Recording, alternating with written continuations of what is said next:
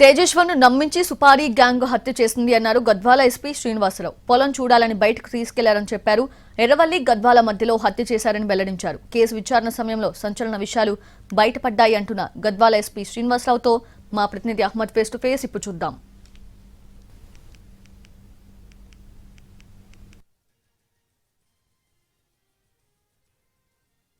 తెలుగు రాష్ట్రాల్లో సంచలనంగా మారిన నవవరుడు హత్య కేసుని పోలీసులు ఛేదించారు. మనతో మాట్లాడడానికి గద్వాల ఎస్పీ శ్రీనివాసరావు ఉన్నారు. ఏంటి సార్, ఈ కేసుకు సంబంధించి తేజేశ్వర్ తప్పిపోయాడని మీకు ఫిర్యాదు ఇప్పుడు అందింది. ఏ రకంగా విచారణ కొనసాగించారు?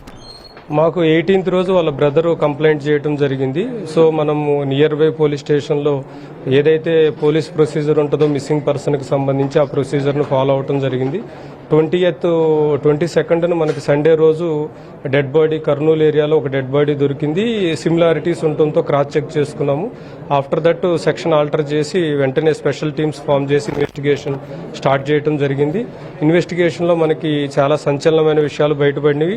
డిసీజ్డ్ యొక్క వైఫ్, అదేవిధంగా అతని బాయ్ ఫ్రెండ్ దీంట్లో మెయిన్ కాన్స్పిరేటర్స్గా ఉన్నారు. వాళ్ళు ఒక సుఫారీ గ్యాంగ్ని ఎంగేజ్ చేయడం జరిగింది. వాళ్ళు పథకం ప్రకారం ఇతనితో ఫ్రెండ్షిప్ చేసుకొని ఇతని ప్రొఫెషన్ని వాళ్ళు అడ్వాంటేజ్గా తీసుకొని అతన్ని నమ్మించి వెహికల్లో అతన్ని గొంతు కోసి చంపడం జరిగింది. దాదాపు 8 రోజుల పాటు విచారణ కొనసాగించారు.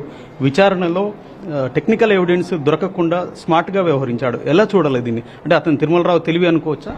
అంటే అతను బీటెక్ గ్రాడ్యుయేట్, హైదరాబాద్లో మల్లారెడ్డి ఇంజనీరింగ్ కాలేజీలో బీటెక్ కంప్యూటర్ సైన్స్ చేశాడు కాబట్టి అతనికి వీటికి సంబంధించినటువంటి నాలెడ్జ్ ఉంది. అందుకే డిసిజన్ని ట్రాక్ చేయడంలో కూడా జీపీఎస్ ట్రాకర్ వాడటం జరిగింది. సో అతను పోలీసులకు దొరకకుండా ఉండటానికి టెక్నికల్గా అన్ని ప్రికాషన్స్ తీసుకోవడం జరిగింది. బట్ పోలీస్కి వాళ్ళ స్ట్రాటజీస్ వాళ్ళకుంటే సో అతన్ని అప్రహెండ్ చేయడం. అంటే వీళ్ళు ఇక్కడి నుంచి హత్య జరిగిన తర్వాత లద్దాఖ్ లేదా అండమాన్ పోయి సెటిల్ అవుదాం అనుకున్నారా, లేదా కొన్ని రోజులు ఎంజాయ్ చేసేద్దాం?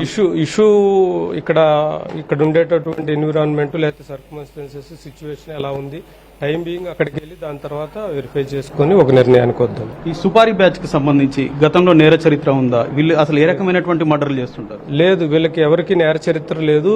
ఇతను బ్యాంక్ మేనేజర్ ఆఫర్ చేసినటువంటి లైఫ్ టైం సెటిల్మెంట్ అనేటటువంటి వాడు ప్లస్ అతనితో ఉన్నటువంటి వృత్తి పరిచయం వల్లే విధి చేయడం జరిగింది. ఫైనల్ గా వీరికి ఏ రకమైనటువంటి శిక్ష పడుతుంది? ఎంతమందికి ఏ రకమైనటువంటి శిక్ష పడుతుంది? మెయిన్ ఎవరైతే కాన్స్పిరేటర్స్ అండ్ పార్టిసిపేటర్స్ ఉన్నారో వాళ్ళందరికీ మర్డర్ కేసుకు సంబంధించినటువంటి నేరం కింద వీళ్ళ మీద ఛార్జ్ షీట్ ఫైల్ చేయడం జరుగుతుంది. మిగతా వాళ్ళు ఎవరైతే ఎవిడెన్స్ ని ట్యాంపర్ చేయాలనుకున్నారో, ఎక్యూజ్ అండ్ హార్బర్ చేయాలనుకున్నారో వాళ్ళకి సంబంధించిన సెక్షన్స్ లో.